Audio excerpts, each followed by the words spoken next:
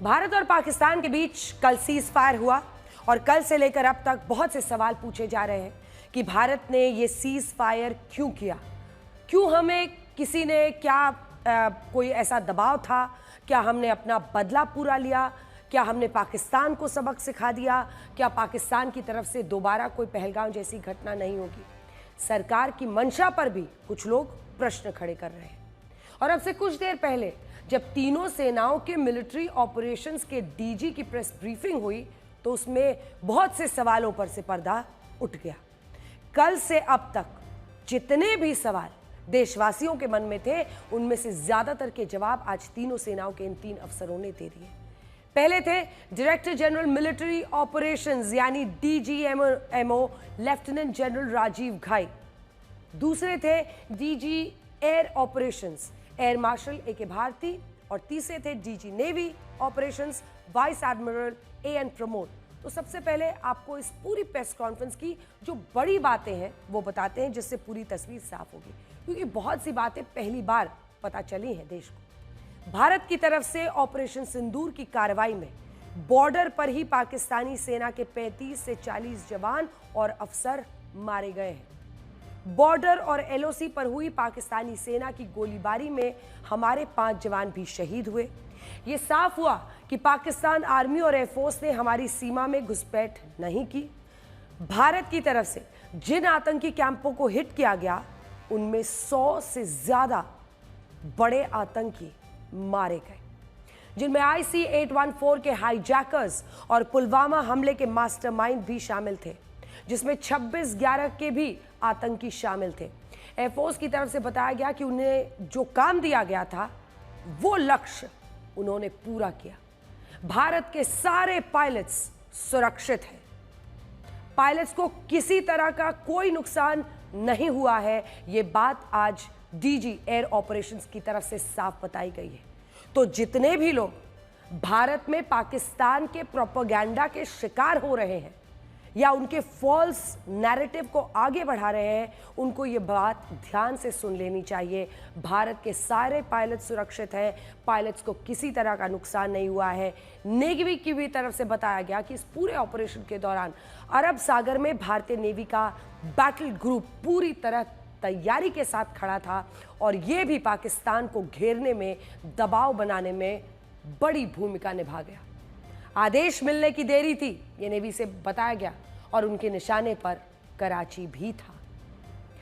इसी press conference से यह भी साफ हुआ कि सीज फायर करने के लिए पाकिस्तान की तरफ से ही दबाव डाला गया। पाकिस्तान के डीजीएमओ ने भारत के डीजीएमओ लेफ्टिनेंट जनरल राजीव घाई से बात की और इस हमले को रोकने की गुहार लगाई। पाकिस्तान अभी तक ये झूठ बोलता आ रहा है कि उसका कोई नुकसान नहीं हुआ, इसीलिए भारत ने आज प्रेस कॉन्फ्रेंस करके और प्रोफेशनल तरीके से हमारी सेना के तीनों जल थल वायु के जो ऑपरेशंस के इंचार्ज हैं उन्होंने सब कुछ बताया। पाकिस्तान को हुए नुकसान के सबूत दिखाए, दुनिया को बताया कि पाकिस्तान को इस बार दिन के युद्ध में कितना बड़ा भारी, अगर आप देखिए तो ये कितना 4 दिन का युद्ध था, 4 दिन के युद्ध में कितना भारी नुकसान उठाना पड़ा। आइए आपको दिखाते हैं। भारत ने बताया है कि हमने पाकिस्तान के कौन कौन से टेरर कैंप को हिट किया और खास तौर पर भारतीय एयरफोर्स के निशाने पर बहावलपुर और मुरीदके के आतंकी हेडक्वार्टर्स थे। बहावलपुर यानी जैश ए मोहम्मद का आतंकी ठिकाना, उसका हेडक्वार्टर, और मुरीदके यानी कि लश्कर तैयबा का आतंकी हेडक्वार्टर। भारत ने इन आतंकी ठिकानों की सैटेलाइट इमेजेस भी दिखाई और जब इन पर हमला किया तो उस वक्त के वीडियोस भी दिखाए गए हैं। जैसे मुरीदके हेडक्वार्टर्स पर भारत ने 4 मिसाइलें दागी लश्कर के हेडक्वार्टर पर, उसी के बाद वो मलबे के ढेर में तब्दील हुआ। भारत ने बताया कि भारत की स्ट्राइक में पाकिस्तान के 100 से ज्यादा आतंकी मारे गए हैं। सुनिए। मैंने स्टेटमेंट दिया तो मैंने शुरू में ही कहा कि जैसे ही ऑपरेशन सिंदूर कॉन्सेप्चुअलाइज हुआ तो हमारा जो पीछे की कार्रवाई होती है, स्पेड वर्क और टारगेट्स को आइडेंटिफाई और एनालाइज करने की कार्रवाई शुरू हो गई थी। मैंने जब स्टेटमेंट दिया तो मैंने बताया कि बहुत सारे थे, हमने 21 दिखाए होंगे और भी हैं, लेकिन वो लिस्ट फिल्टर करते करते 21 तक पहुंची। अब क्या आगे एंगेज किए जाएंगे? अगर ज़रूरत पड़ेगी तो ज़रूर एंगेज किए जाएंगे, लेकिन मैंने बताया कि इस समय जो इंट एजेंसीज ने हमें बताया कि फलाने कैंप में प्रेजेंस है, हमने उनको एंगेज किया। कुछ नाम मैंने लिए, कुछ नाम अभी पुख्ता किए जा रहे हैं। मैंने आपको बताया कि जो इंट एजेंसीज ने अभी तक असेसमेंट किया है उसमें उन्होंने कहा है कि तकरीबन 100 से ज़्यादा मारे गए हैं। और एक आज आपने तस्वीर भी देखी कि काफ़ी प्रोमिनेंट जो फ्यूनरल था, काफ़ी प्रोमिनेंट एक जो हस्ती हैं वो ऑर्गेनाइज कर रहे थे, और उस फ्यूनरल में और कौन कौन लोग अटेंड कर रहे थे वो तो आपने देखा ही। तो आप लोग सब समझदार हैं, और मुझे ये कहने की ज़रूरत नहीं है कि इन लोगों को कहाँ से सपोर्ट मिल रहा है। अगर नहीं मिल रहा होता तो ऑपरेशन सिंदूर नहीं होता, तो उसी की वजह से है ये ऑपरेशन। साफ स्पष्ट भाषा जिसमें सब कुछ समझाया गया। फिर सीक्वेंस वाइज ये भी बताया गया आगे कि 8 और 9 मई को पाकिस्तान की तरफ से ड्रोन और यूएवी अनआर्म्ड जो इस तरह के व्हीकल्स होते हैं उनसे मिसाइल से अटैक किया गया, जिसके बाद भारत की तरफ से पाकिस्तान के मिलिट्री और एयरफोर्स इंस्टॉलेशंस को हिट किया गया। इसके बाद आज पाकिस्तान के एयर जो बेसिस हैं उनके हुए नुकसान के बाकायदा सबूत दिखाए गए बड़े मॉनिटर पर। आगे हम आपको डिटेल में दिखाएंगे कि वो कौन से नुकसान थे जिनकी वजह से पाकिस्तान इस सीज फायर की टेबल पर आया है। कुल मिलाकर भारत की तरफ से ये साफ कर दिया गया था कि ये सीज फायर पाकिस्तान के कहने से ही हुआ है और भारत ने अपनी शर्तों के साथ ये सीज फायर किया है। अब कल 12 मई को फिर से दोनों डीजीएमओ की बातचीत होनी है, दोनों बात करेंगे, और पाकिस्तान को ये भी साफ कर दिया गया है कि अगर अब उसने कोई हिमाकत की तो फिर जवाब भी उसी अनुपात में दिया जाएगा। Any act of terror will be considered act of war, यानी किसी भी आतंकी घटना को अगर हम देश के किसी कोने में देखते हैं तो इसको युद्ध माना जाएगा और भारत फौरन हमला करेगा। पूरा सार ये था कि हाथ जोड़ते दुश्मन पर हम हथियार नहीं उठाते। याद रखिए, पाकिस्तान झुका है सिर्फ इसीलिए भारत रुका है। ये जो स्ट्राइक्स हैं वो क्यों की, लेकिन जो हमारा एडवर्सरी है उसने जैसे मुनासिब समझा वो कार्रवाई करी। तो आपने देखा कि ये जो एक्टिविटीज़ चल रही हैं 3-4 दिन से, ये कोई वॉर से कम नहीं है। नॉर्मल सर्कमस्टांसेस में एक दूसरे देश की एयरफोर्सेस हवा में नहीं उड़ती हैं और एक दूसरे के ऊपर स्ट्राइक्स नहीं करती हैं। हर रात इंट्रूजन्स नहीं होते हैं। लाइन ऑफ कंट्रोल पर सीज फायर वायोलेशंस, आपके एक साथी ने सवाल पूछा था शुरू में, एक सीज फायर अंडरस्टैंडिंग था, वो भी जा चुका है। उस सीज फायर अंडरस्टैंडिंग के जाते जो फायरिंग हो रही है लाइन ऑफ कंट्रोल में, उसमें घुसपैठ की कोशिश हो रही है। आमतौर पर ये घुसपैठ लाइन ऑफ कंट्रोल में टेररिस्ट करते हैं, लेकिन हमें इंफॉर्मेशन है कि हो सकता है ये पाकिस्तान आर्मी की टोलियां भी हों जो हमारे पोस्ट के ऊपर खामी पहुंचाने की कोशिश कर रही हैं। तो ये सारी एक्टिविटीज तो वॉर में शामिल हैं।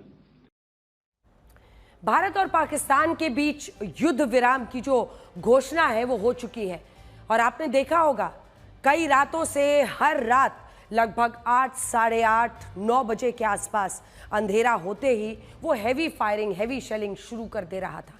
लेकिन दबाव में आया है, झुका है, सीज फायर अब मानने को मजबूर हुआ है। कोई ऐसा युद्ध नहीं था जिसमें दोनों देशों की सेना एक दूसरे पर टूट पड़ी हो। ये एक आधुनिक वॉरफेयर था जिसमें केवल हवाई हमले किए गए और ड्रोन्स का इस्तेमाल हुआ। 7 मई से हमले शुरू हुए और 10 मई की शाम को खत्म हो गए। फिर युद्ध विराम का ऐलान हुआ। अब सवाल ये उठ रहे हैं कि इस युद्ध का हासिल क्या है। आज इस युद्ध को लेकर देश के लोगों में 2 तरह के विचार हैं।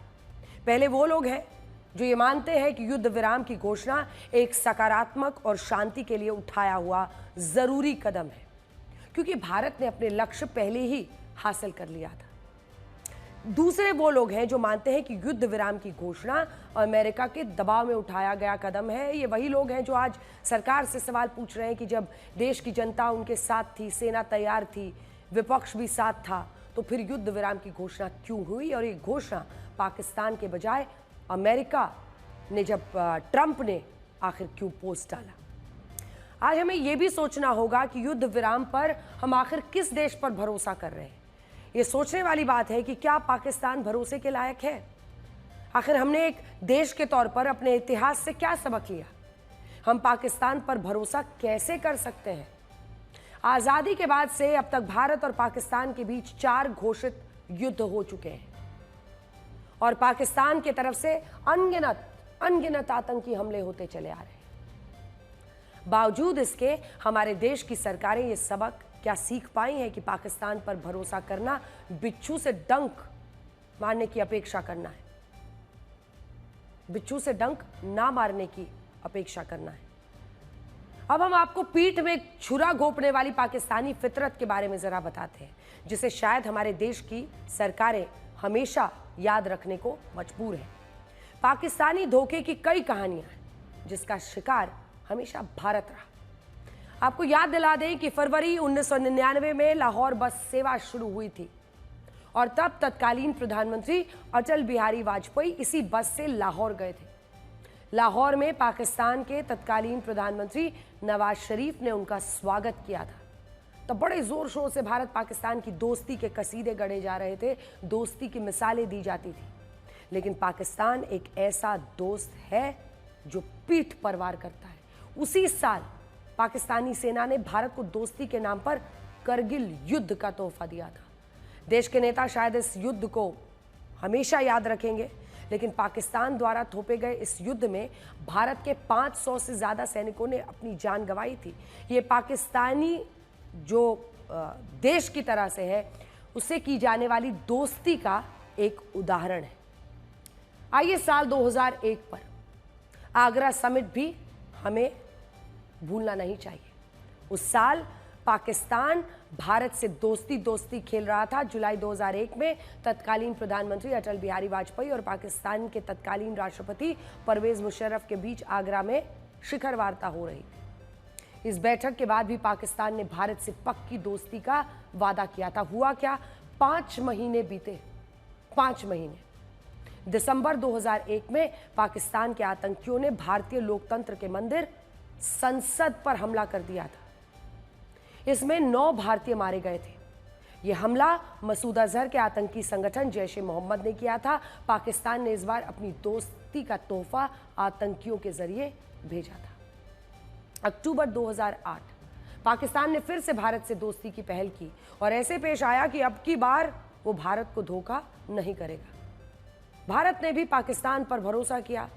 पहली बार कश्मीर के रास्ते भारत पाकिस्तान के बीच व्यापार के ही रास्ते 2008 में खोल दिए गए थे। ये देखिए तस्वीरें। पाकिस्तान ने आतंकी हमला करवा के अपनी दोस्ती साबित की। 26 नवंबर 2008 को पाकिस्तानी आतंकियों की एक टोली ने मुंबई में अलग अलग जगहों पर हमला किया। सबसे ज्यादा किसी आतंकी हमले में 166 लोगों की मौत हुई थी। पूरा देश सिहर उठा था। इसमें कई देशों को लोग शामिल थे जिनकी मौतें हुई थी। पक्के सबूत और अजमल आमिर कसाब जैसे आतंकी को जिंदा पकड़ने के बावजूद पाकिस्तान ने कभी नहीं माना कि यह हमला उसने करवाया था। झूठ और धोखेबाजी पाकिस्तान की इससे बड़ी गवाही नहीं हो सकती थी।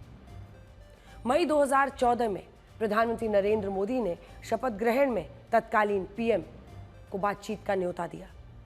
यह कोशिश थी कि शायद अपने पड़ोसी को हम जरा समझा सकें और नवाज शरीफ की फितरत भी जरा अलग मानी जाती थी। इसके अगले ही साल दिसंबर 2015 में प्रधानमंत्री नरेंद्र मोदी लाहौर में स्टॉप ओवर भी करते हैं कि शायद पाकिस्तान के साथ संबंध पटरी पर आ जाए। लेकिन पाकिस्तान ने दोस्ती के नाम पर साल 2016 में 2 बड़े आतंकी हमले करवाए, जिसमें पहला पठानकोट एयरबेस था, 7 जवान शहीद हुए। दूसरा उरी मिलिट्री बेस था जिसमें 18 जवान शहीद हुए। इसीलिए भारत ने तब भी पाकिस्तान की जहरीले स्वभाव को दोस्ती समझा और पाकिस्तानी जांचकर्ताओं को पठानकोट एयरबेस में जांच के लिए इजाजत दी। गलतफहमी थी कि पाकिस्तानी आतंकी सरकार के नियंत्रण में नहीं थे, इसीलिए पाकिस्तान सहयोग करेगा, लेकिन उसने कुछ नहीं किया, कुछ करना भी नहीं था। और इस बात का जिक्र विदेश सचिव ने भी अपने प्रेस कॉन्फ्रेंस में किया था। बल्कि वर्ष 2019 में पाकिस्तान, अगर आप देखिए तो उसने और जो बड़ा हमला किया, पुलवामा, बड़ा आत्मघाती हमला उसने करवाया जिसमें 40 भारतीय जवान शहीद हुए। पाकिस्तान की धोखेबाजी से देश की आम जनता ने यही सीखा है कि वो भरोसे के लायक नहीं है। आज देश के लोग ये सवाल पूछ रहे हैं कि आखिर इस युद्ध के विराम से भारत को क्या हासिल होगा और हमने ये ऐलान क्यों किया। भारत और पाकिस्तान से करीब 12,000 किलोमीटर दूर बैठे अमेरिका को ना हमारे मुद्दों से कोई मतलब है, ना हमारी जंग से। तो क्या ये फैसला वहां से, क्योंकि ट्वीट या फिर पोस्ट जो है वो डोनाल्ड ट्रंप का पहले क्यों आया, इस बात को लेकर भी लोगों के मन में कई सवाल है। आज देश के मन में युद्ध विराम को लेकर चल रही हलचल को शांत करने की घोषणा करेंगे और इस घोषणा के हर पहलू पर बात करेंगे। हम पाकिस्तान की घातक चालबाजियों, अमेरिका के व्यापारिक नफे नुकसान की राजनीति पर बात करेंगे। इसके अलावा आज हम इस पर भी बात करेंगे कि आखिर भारत को इस युद्ध से हासिल क्या हुआ है। पाकिस्तान के धोखे का एक उदाहरण तो 3 दिन के युद्ध में ही दिखाई दे गया। हमने 7 मई को पाकिस्तान में मौजूद आतंकी ठिकानों पर हमले किए थे, ऑपरेशन सिंदूर को अंजाम दिया, जिसमें लश्कर और जैश के हेडक्वार्टर्स भी थे। भारतीय सेना का टारगेट सेट था, उनके निशाने पर केवल आतंकी थे और सटीक निशाना लगाकर हमने ये टारगेट हासिल भी किया। लेकिन पाकिस्तान ने इसके जवाब में अगले दिन जब ड्रोन हमले किए तो उसके निशाने पर भारत के रिहायशी इलाके थे। पाकिस्तान की सेना इतनी कायर, इतनी डरपोक कि उसने अपने एयर स्पेस में नागरिक उड़ानों को उड़ाया ताकि उन्हें ढाल बचाकर वो अपने आप को बचा पाए, क्योंकि भारत जैसा देश कभी भी नागरिकों पर हमला नहीं करता है। आप सोचिए पाकिस्तान की सेना कितना गिर चुकी है कि वो नागरिक विमानों को ढाल की तरह इस्तेमाल कर रही थी। पाकिस्तानी सेना ने फिलिस्तीन के आतंकी संगठन हमास की तरह नागरिकों को ढाल बनाया। इसी वजह से भारत ने पाकिस्तान पर हमले करने में तेजी नहीं दिखाई, क्योंकि ये पाकिस्तान की एक साजिश थी। While the drone attacks were being launched from somewhere close to Lahore, enemy had allowed his civilian aircraft to also continue to fly out of Lahore. Not only his own aircraft, but international passenger aircraft, which is quite insensitive, and we had to exercise extreme caution, even at the cost of some tactical disadvantage, to ensure that there is no damage to any of the civilian aircraft. लेकिन सवाल यह है कि भारत और पाकिस्तान के बीच में यह cease fire हुआ कैसे, और भारत ने पाकिस्तान को सीज फायर के लिए मजबूर किया कैसे। अब कुछ विदेशी अखबारों में भी इसकी पूरी कहानी छप रही है। अमेरिकी अखबार न्यूयॉर्क टाइम्स का दावा है कि भारत की स्ट्राइक से डरकर पाकिस्तान सीज फायर के लिए राजी हुआ। इस अखबार ने पूरी सीक्वेंस के साथ बताया है कि कैसे अमेरिका एक न्यूक्लियर वॉर का डर देखकर चौकन्ना हो गया था। आपको याद होगा कि अमेरिका के उपराष्ट्रपति जेडी वैंस ने गुरुवार को फॉक्स न्यूज़ चैनल को एक इंटरव्यू दिया था और कहा था कि मूल रूप से तो उनका इससे कोई लेना देना नहीं है। ये भी कहा कि अगर अमेरिका चाहे तो दोनों देशों को पीछे हटने को कह सकता है, लेकिन ये अमेरिका का युद्ध नहीं है। उन्होंने कहा this is none of our business. लेकिन फिर अगले ही 24 घंटे में ऐसा क्या हो गया कि अमेरिका के उपराष्ट्रपति और विदेश मंत्री मार्को रूबियो एक्शन में आए। न्यूयॉर्क टाइम्स का दावा है कि अमेरिका को यह डर लग गया था कि दोनों देशों के बीच परमाणु युद्ध हो सकता है, इसीलिए अमेरिका ने जनरल मुनीर को फोन करके पाकिस्तान पर सीज फायर का दबाव डाला। याद होगा आपको, पहले मार्को रूबियो ने शहबाज शरीफ प्रधानमंत्री से बात की थी, कुछ नहीं हुआ। इसीलिए अगले दिन सीधा मुनीर को, जनरल मौलाना मुनीर को अमेरिका ने कॉल किया। अमेरिकी अखबार का दावा है कि जेडी वैंस और मार्को रूबियो इसलिए एक्शन में आए क्योंकि पाकिस्तान और भारत की एयरफोर्स के बीच गंभीर डॉग फाइट्स हो रही थी और पाकिस्तान ने भारत के एयर डिफेंस को परखने के लिए 300 से 400 ड्रोन भारतीय सीमा के अंदर भेजे थे। लगातार 2 रातों तक पाकिस्तान ने ऐसा ही किया था। लेकिन सबसे ज्यादा चिंता की बात शुक्रवार की देर रात तब आई जब पाकिस्तान के रावलपिंडी के नूर खान एयरबेस पर धमाके हुए। ये बिल्कुल इस्लामाबाद के पास है, 10 किलोमीटर की दूरी है, और यहीं पर पाकिस्तान के हथियारों का डिपो भी है। अब आप समझ रहे होंगे, नूर खान एयरबेस पाकिस्तान की मिलिट्री का एक बहुत बड़ा ट्रांसपोर्ट हब भी है और यहीं से पाकिस्तानी फाइटर जेट्स में रिफ्यूलिंग होती है, फिर से ईंधन डाला जाता है, और यहीं से बहुत थोड़ी दूरी पर पाकिस्तान की स्ट्रेटेजिक प्लान्स डिवीजन का हेडक्वार्टर भी है जो पाकिस्तान के परमाणु हथियारों की रखवाली करता है। ये ध्यान से सुनिए, यहीं से कुछ दूरी पर पाकिस्तान की स्ट्रेटेजिक प्लान्स डिवीजन का हेडक्वार्टर है जो पाकिस्तान के परमाणु हथियारों की रखवाली करता है। पाकिस्तान के अंदर यह डर था कि उसकी न्यूक्लियर कमांड अथॉरिटी खत्म हो सकती है। ये भी सवाल उठे कि नूर खान की मिसाइल स्ट्राइक को इंटरसेप्ट क्यों नहीं किया गया। पाकिस्तान इस बात से बहुत घबराया हुआ था कि अगर उसके न्यूक्लियर प्लांट के हेड डिवीजन तक भारत पहुंच रहा है और वो उसे रोक नहीं पा रहे हैं, तो ये उनके लिए इतनी बड़ी नाकामी थी, इतनी बड़ी किरकिरी थी अपने देश के अंदर कि तबाही दीवार पर उन्हें साफ साफ लिखता हुआ दिख रहा था। तभी वो अमेरिका के सामने गिड़गिड़ाते नजर आए।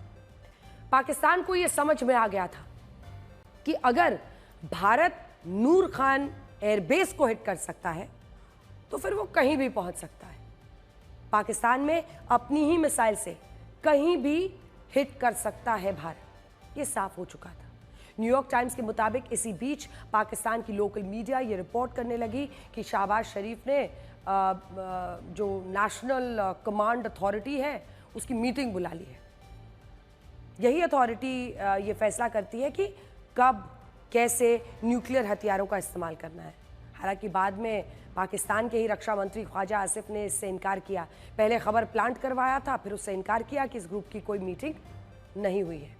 कड़ियां इस तरह से जो डॉट्स हैं वो जुड़ते चले गए। यही वो पॉइंट था जब अमेरिका को ये समझ में आया कि अब ये मामला बढ़ सकता है। अमेरिका को परमाणु युद्ध का डर सता रहा था, जबकि भारत जानता था कि ये पाकिस्तान का ब्लफ है।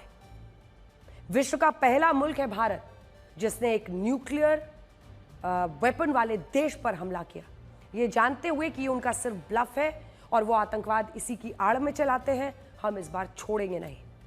फॉक्स न्यूज़ के साथ एक इंटरव्यू में जेडी वैंस ने कहा था कि हम चिंतित हैं क्योंकि किसी भी वक्त न्यूक्लियर पावर्स के बीच में बहुत बड़ा संघर्ष हो सकता है।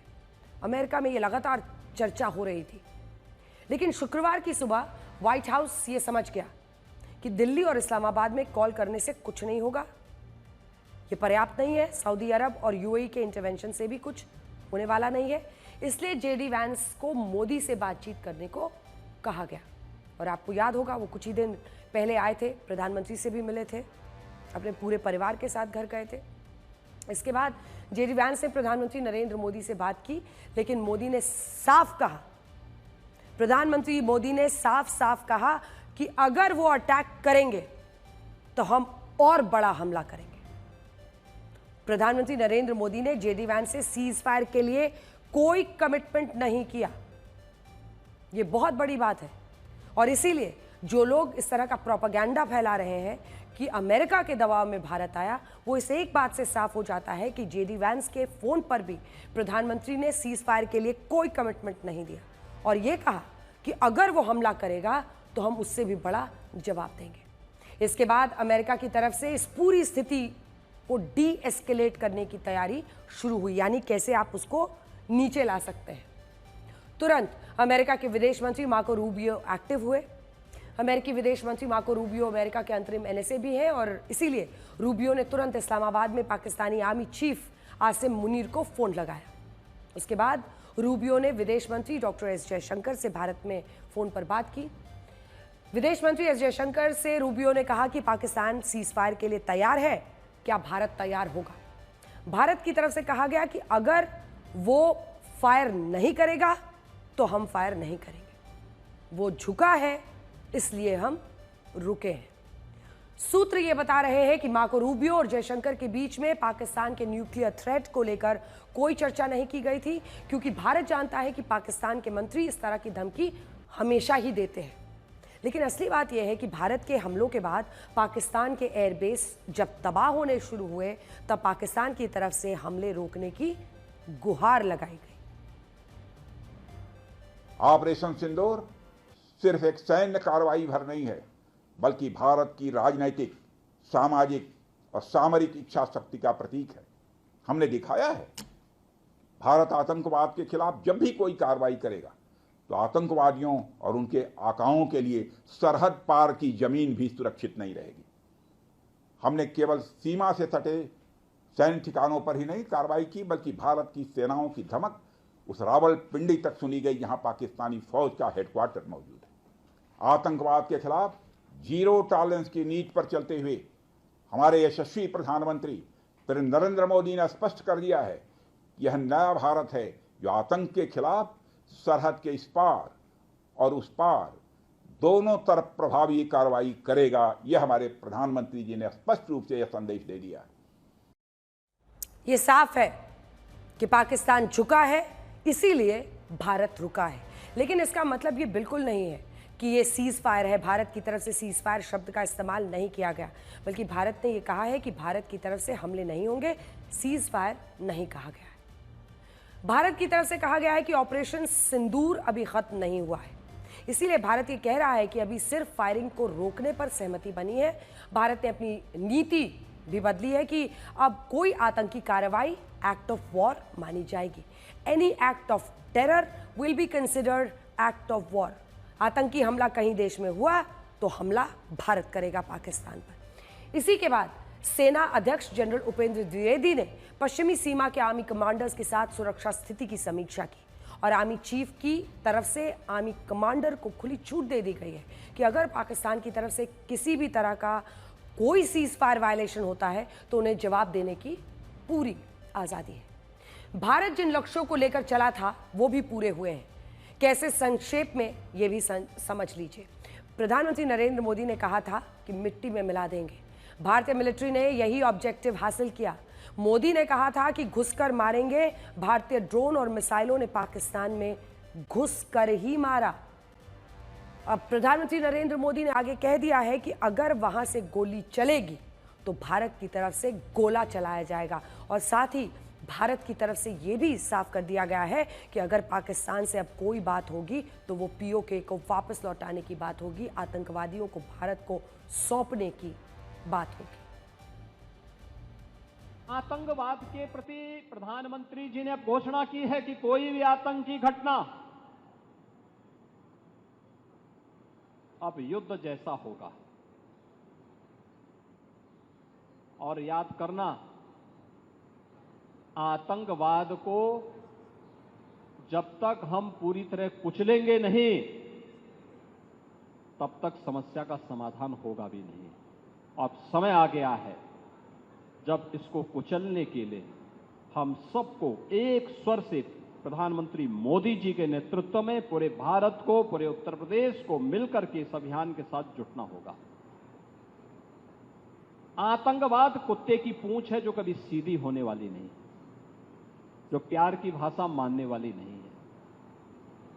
उसको उसकी भाषा में जवाब देने के लिए तैयार होगा। और इस दिशा में भारत ने ऑपरेशन सिंदूर के माध्यम से दुनिया को एक संदेश दे दिया है। अब ये पूरी तरह से साफ है कि पाकिस्तान के पास सरेंडर के अलावा कोई दूसरा रास्ता बचा नहीं था। लेकिन ये पाकिस्तान की बेशर्मी कहिए, वो अभी भी इसे अपनी जीत के तौर पर पेश करने की हिमाकत कर रहा है। पाकिस्तान की सरकार और सेना अपनी आवाम को अभी भी सच नहीं बता रही है। पाकिस्तान में जश्न चल रहा है, लेकिन वो ये नहीं जानते हैं कि सिर्फ एलओसी पर ही उनके 35 से 40 फौजी जवान और अफसर मारे गए हैं। भारत सरकार ने साफ किया है कि पाकिस्तान के फाइटर जेट्स को भी नुकसान हुआ है। उनके 11 सैन्य ठिकाने तबाह हुए हैं, 9 आतंकी कैंप्स बर्बाद हुए हैं। भारत की मिसाइलों की जद में उनकी आर्मी का रावलपिंडी का हेडक्वार्टर भी था। उनकी राजधानी इस्लामाबाद भी उनके एयर डिफेंस सिस्टम को भारत ने नेस्तनाबूद कर दिया। लेकिन पाकिस्तान के आर्मी चीफ आसिम मुनीर और उनकी बेशर्मी, इसकी कहानियां लिखी जाएंगी आने वाले वक्त में। मुनीर ने पाकिस्तान के प्रधानमंत्री शहबाज शरीफ को आदेश दिया कि वो रात को 11:30 बजे देश के नाम पर एक संबोधन दें और इसे अपनी जीत बताएं। लेकिन खुद उन्हीं के देश का मीडिया कह रहा है कि पाकिस्तान तो पहले दिन से ही सीज फायर की डिमांड कर रहा था, वो तो इंडिया था जो रुक नहीं रहा था। बेवकूफ़ों की फौज जब बैठती है तो इसी तरह से अलग अलग बातें करती है। हालांकि खुद ही माना कि पाकिस्तान शुरू से सीज फायर चाहता था, लेकिन हिमाकत की कर्नल सोफिया कुरैशी का नाम लेकर मजाक उड़ाने की। कर्नल सोफिया कुरैशी इस देश का स्वाभिमान है, सम्मान है, और वो ऑपरेशन सिंदूर में सबसे बड़ा संदेश दे गई हैं। लेकिन इनसे ये कभी नहीं हम समझ सकते कि इनकी समझदारी का स्तर भी इतना है कि वो भारत की सोच तक पहुंच पाए। अब देखिए, देश के लोग ये भी जानना चाहते हैं कि भारत को इस छोटे से युद्ध में क्या हासिल हुआ। भारतीय सेना ने कई बार साफ शब्दों में कहा कि भारत युद्ध के पक्ष में नहीं है, ना ही भारतीय सेना की एयर स्ट्राइक किसी देश के खिलाफ थी। भारत ने पाकिस्तान में मौजूद आतंकी सेंटर्स पर हमला किया था और प्रधानमंत्री नरेंद्र मोदी का भी ये सीधा संदेश था। पॉलिटिकल लीडरशिप ने साफ किया था कि हमारा टारगेट आतंक है, फोकस आतंक है, आपको वहीं हमला करना है, और यह हमला सटीक निशाने पर लगा था। इन हमलों में आतंकी और उनके आका मारे गए। भारतीय सेना का टारगेट आतंकी कैंप थे। पाकिस्तानी सेना ने भारत के हमलों को रोकने में पूरी तरह से नाकामी दिखा दी। आइए जरा अब आपको लेकर चलते हैं बड़े स्क्रीन पर और वहां पर दिखाते हैं भारत ने आतंकियों के 9 ठिकानों पर जो हमले किए उसमें हमने क्या कुछ हासिल किया है और क्या बड़ी बड़ी बातें इसमें उभर कर सामने आ रही हैं। तो देखिए, 9 ठिकानों पर हमले किया था, जिसमें 4 पाकिस्तान में थे और 5 पीओके में। हम शुरुआत कर रहे हैं बहावलपुर में। किन किन आतंकी ठिकानों में हमने जब एयर स्ट्राइक्स किया? बहावलपुर में मौजूद जैश-ए-मोहम्मद का हेडक्वार्टर मरकज सुबान अल्लाह तबाह हो गया। पाकिस्तान के मुरीदके में मौजूद लश्कर के आतंकी हेडक्वार्टर्स मरकज तैयबा बर्बाद, तहस नहस। सियालकोट में हिजबुल मुजाहिदीन के सरजल और महमूना जोया आतंकी कैंप को भी हमने बर्बाद कर दिया। ये सब आप देखिए, पंजाब, पाकिस्तान, ये तमाम जो अलग अलग जगह हैं, ये सियालकोट जो आप देख रहे हैं, सरजल कैंप इस वक्त सियालकोट में हिजबुल मुजाहिदीन के सरजल और महमूना जोया आतंकी कैंप को भी बर्बाद कर दिया। पीओके में हमने लॉन्च पैड्स भी नहीं छोड़े। जो पीओके में मुजफ्फराबाद में लश्कर का सवाई नाला कैंप है, जैश का सायदाना बिलाल कैंप है, उनको भी हमने तबाह कर दिया। कोटली में लश्कर का गुलगुर कैंप है और अब्बास कैंप, उसको भी हमने दोनों को देखिए वहां पर तबाह कर दिया। ये पतला सा जो हिस्सा है इधर का, बिल्कुल बॉर्डर से सटा हो। इसके अलावा भिंबर में बरनाला आतंकी कैंप भी हमने मिट्टी में मिला दिया। अब पूरी तस्वीर इसी के साथ समझ में आ रही है, देखिए। We struck his air bases, command centers, military infrastructure, air defense systems across the entire Western Front. The bases we struck include Chaklala, Rafiki, and mind you, Chaklala is Islamabad. Rahim Yar Khan, Sakar, sending a clear message that aggression will not be tolerated. This was followed by strikes at Sargoda, Bholari, Jacobabad. We also struck the C2 centers at Murid, the UAE complex at Murid, Rafiki, radar at Chunia, which I will show you, Rahim Yar Khan airfield, and the unmanned combat aerial vehicle hangar at Sakar. ध्यान से सुना आपने, जब उन्होंने बात की चकलाला की, उन्होंने कहा चकलाला यानी इस्लामाबाद। तो आप सोचिए कि हमारी फौज ने कौन सी वो जगह छोड़ी, इस्लामाबाद से लेकर लाहौर और दूसरी तरफ रावलपिंडी से लेकर सियालकोट, इन तमाम जगहों पर जबरदस्त सफल ऑपरेशन को अंजाम दिया। इस तरह से देखा जाए तो भारत ने पाकिस्तान और पीओके में मौजूद जिन आतंकी ठिकानों को टारगेट किया था उनको पूरी तरह से हमने तबाह कर दिया और भारतीय सेना का असली मिशन इस तरह से एक अंजाम तक पहुंचा। लेकिन पाकिस्तान इन हमलों के बाद चुप नहीं बैठने वाला, इसीलिए भारतीय सेना उनके हमले के लिए पहले से ही तैयार थी। पाकिस्तान के ड्रोन अटैक के बदले भारतीय सेना ने उनके 11 सैन्य ठिकानों पर मिसाइलों से हमला किया और इसी हमले के बाद पाकिस्तान में मच गई खलबली। भारत ने पाकिस्तान के सबसे सुरक्षित समझे जाने वाले सैन्य ठिकानों को निशाना बनाया था और ये वीडियो आज वहां पर जब पीछे चला तो हर देशवासी का मन गर्व से चौड़ा हो गया। आइए आपको दिखाते हैं नूर खान एयरबेस, जो आप देख रहे हैं इस वक्त सबसे ऊपर। Noor Khan airbase VIP transport base है, ड्रोन हमलों का बड़ा अड्डा, Murid airbase Chakwal, Sialkot aviation base air defence unit के साथ और भोलारी एयरबेस कराची के पास। उसके साथ हम लोगों ने उसकी तस्वीर भी लगाई है। और इधर आप देखिए सक्खर एयरबेस सिंध का, जिसके पास F-16 विमानों का बेस है, हमने यहां पर टारगेट किया। जबरदस्त उनके सर्वेलेंस सिस्टम्स को हमने खत्म करने में कामयाबी हासिल की है। क्या हम इस कैमरे से थोड़ा जूम इन करके इस पर आ सकते हैं ताकि हमारे दर्शक उन तस्वीरों को भी देख पाएं? थोड़ा और जूम इन करके अगर आप दिखाएंगे, नूर खान से शुरू होता हुआ ये जो एयरबेस है उसकी तस्वीर भी सामने है। ऐसे ही हम हर एयरबेस की आपको तस्वीर दिखा रहे हैं। और ये वाला जो सक्खर एयरबेस है सिंध का, यहाँ पर इस हिस्से में अगर पंजाब है आगे तो ये नीचे वाले हिस्से में सिंध है। और वहाँ पर देखिए भोलारी एयरबेस तो कराची के पास है। तो कहाँ तक हम पहुँचे हैं इसका आप अंदाज़ा लगा सकते हैं। ये कराची एयरबेस के पास है भोलारी, और ये सक्खर एयरबेस आप देख रहे हैं ये सिंध के इलाके में है। और ये आप पहुँचिए यहाँ पर एयर डिफेंस केंद्र जो इनका है पसरूर रडार पंजाब में। ये जो पंजाब पाकिस्तान है यही सबसे संभ्रांत उनका समृद्ध प्रांत है और यहीं पर सारा ये पैसा ये आर्मी वाले लूट के पीओके से सब जगह से लाके यहीं पर भरते हैं अपनी जेबें। ये देखिए रहीम यार खान जो दक्षिण पंजाब में है, ये राजस्थान के पास बिल्कुल फॉरवर्ड बेस में है।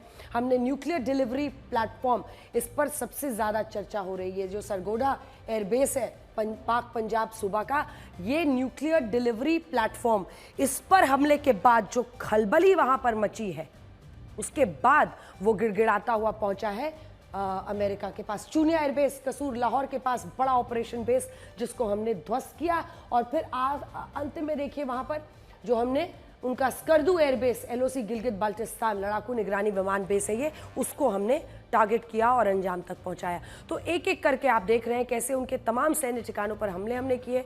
हम आपको मैप के जरिए वो तमाम सैटेलाइट की तस्वीरें भी दिखा रहे हैं। भारत ने पाकिस्तान के सबसे खास नूर खान एयरबेस पर हमला किया और इसी के जरिए ये जो बड़ी बड़ी बातें हैं इसकी हमने आपको बता दी है। और अब आइए आपको बताते हैं सिलसिलेवार ढंग से कि आखिर कैसे हमने इस पूरे ऑपरेशन को अंजाम देते हुए पाकिस्तान को बीच में घेरा और पूरी जानकारी। एक और आपको यहाँ पर मैं दिखाना चाहती हूँ कि ये देखिए ये भोलारी एयरबेस है। भोलारी एयरबेस जब आप देखेंगे तो यहाँ पर उनका हैंगर ध्वस्त हुआ है। हमने आपके लिए पूरी तस्वीर को ट्रीट किया। एक बार फिर जूम इन कीजिए और इस हिस्से में आइए। ये जो उनका म्यूनिशन इम्पैक्ट पॉइंट है इसकी छत पूरी तरह से डैमेज हो गई है। कितना प्रिसिशन अटैक्स ये हुआ है आप इससे अंदाज़ा लगा सकते हैं। हमने उनका हैंगर पूरी तरह से जहां पर वो विमान रखते हैं वहां उसको ध्वस्त किया। पहले की तस्वीर ये है, ये देखिए ये वाली जो तस्वीर है जूम इन करके दिखाइए, पहले की तस्वीर एकदम आप देख रहे हैं इंटैक्ट है। और फिर बाद की तस्वीर पर सीधा आ जाइए जब हमला होता है। हैंगर वाला हिस्सा ध्वस्त है। यहाँ पर स्ट्रक्चरल डैमेज इस पार्ट में जो आप देख रहे हैं वहाँ पर बिल्कुल टिन का कलर है पहले वाले में ये, और बाद में ये वाला हिस्सा भी जो आप देख रहे हैं ये वाला ये पूरा डैमेज है। पॉसिबल स्ट्रक्चरल डैमेज यहाँ भी लिखा है सेना ने। यहाँ पर भी देखिए म्यूनिशन इम्पैक्ट रूफ जो है उसकी छत वो डैमेज हो गई है। फ्रंट एप्रन डेब्री जो आप देख रहे हैं वहाँ पर भी मलबे में तब्दील हो गया है। अगला आपको दिखाते हैं जल्दी से जैकोबाबाद जो एयरबेस है उनका पहले की तस्वीर देखिए। यहाँ पर पहले में एकदम टारगेट एरिया सी इनसेट क्लीन है और हमले के बाद की तस्वीर देखिए। हैंगर उनका पूरी तरह से ध्वस्त हो गया है, मलबे में तब्दील हो गया है। ATC building minor secondary damage वहाँ पर है। म्यूनिशन इम्पैक्ट रूफ डैमेज वो भी दिख रहा है। जो म्यूनिशन इम्पैक्ट रूफ है उनका वो भी ध्वस्त होता हुआ दिखाई दे रहा है। तो पहले और बाद की तस्वीर में हम आपको दिखा रहे हैं, एकदम क्लैरिटी रखिए। ये पहले की तस्वीर एकदम साफ आपको दिख रहा है और बाद में एयरबेस उनका ध्वस्त हुआ है। पहले की तस्वीर ये देखिए, सबसे इंपॉर्टेंट नूर खान एयरबेस। यहां पर पहले की तस्वीर इधर लगी हुई है, यहां पे जूम इन कीजिए, जरा जूम इन कीजिए, नहीं तो ये समझ नहीं पाए। हाँ, ये देखिए, ये जो पहले की तस्वीर आप देख रहे हैं, आपको उसमें दिख रहा होगा टारगेट एरिया पूरी तरह से एकदम क्लीन है। लेकिन एक बार हमला होता है, उसके बाद एयरबेस फैसिलिटी को काफ़ी डैमेज हुआ है।